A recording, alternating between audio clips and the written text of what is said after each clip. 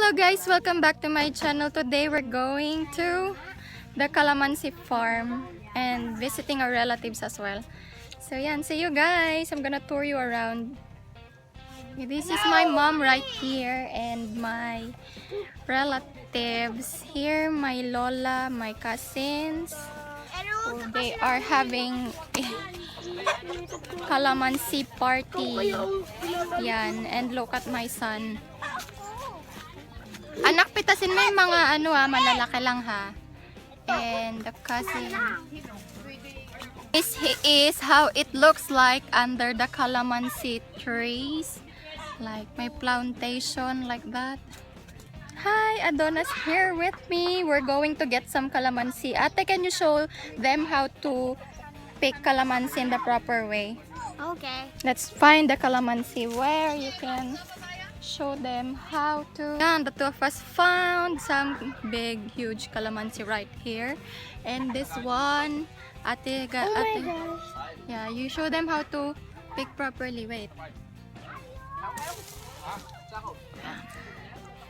You show it? Yeah, it's fun to pick calamansi, no? Lemon juice. Woohoo. La, la, la, la, la.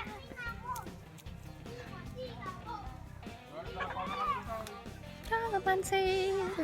We've got three. We've got 3. Actually, we've got a lot already, but then we're choosing the ones with yellow color. Yeah. And it's big too.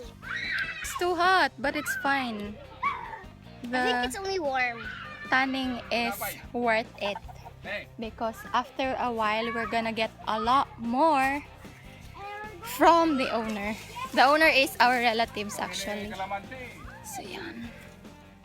Ganda ng lighting dito sa outside world. I always vlog inside, and yes, I'm gonna do more vlogging from the outside as well. Yes, I got again. The two boys right there are messing up with the calamansis. They are picking the wrong, the baby calamansis, and it's not good. Oh yeah, it doesn't taste good, and when you make it, it looks like as if it's sour so much. Yes, Oh my. that's true. But these two will be sweet. Let's go back in the shade. Let's check the kids.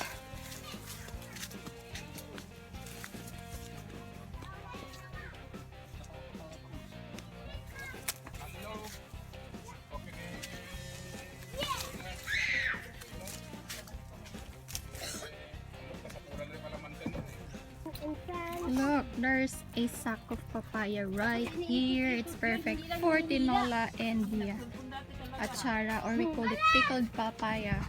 Yummers! Guys. There are calamansis or calamansi trees that are high enough that you need to use a ladder to reach the ripe calamansis on the higher areas. Yeah, that's it. I just had so much fun.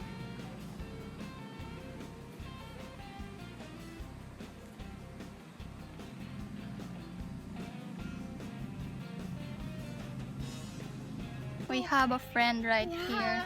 We're going to Hello there. see a true cow. Oh my gosh.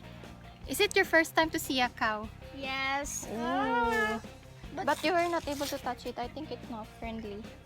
But we'll just take a selfie with it. Hello there. Hello. Ooh, so Like- cute. Oh His my color gosh. is so fine. Look at the eyelashes. It's so long. It's so cute, diba? Yeah, it's so cute. And the eyelashes are so long. And then the Yeah. eyes. I'm gonna show you the eyelashes. Yeah. And then there's a hump on his back like a camel. Can I borrow it to act as my false lashes? There's a hump on its back like a camel. See? Yeah. There. Oh, don't go near it. Okay. Maybe he thinks you are scaring him. I'm going to be great for all of you. Look guys, there's a swamp right here.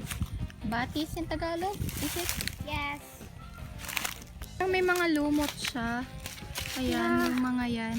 What do you call that in English? What? Lumot. Yeah. Um, I think it's called like, oh, it's called the seagrass, I think. not seagrass. Because we're not in the sea. Let's play in the swamp.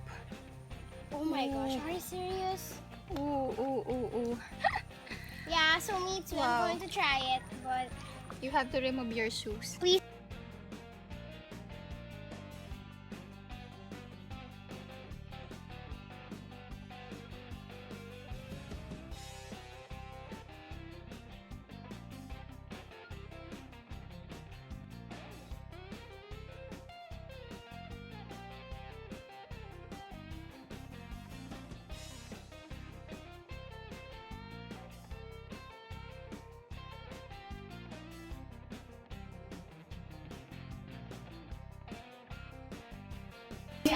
The bananers.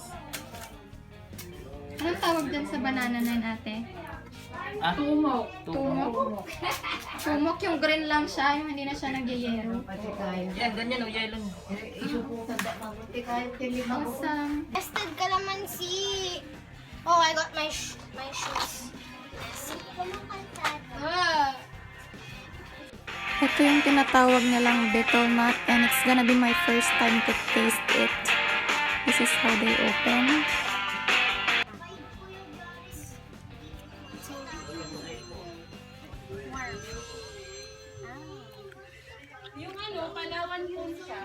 Ayan, nakauwi na kami guys. I enjoyed today's Calamansi Farm tour and meeting our relatives.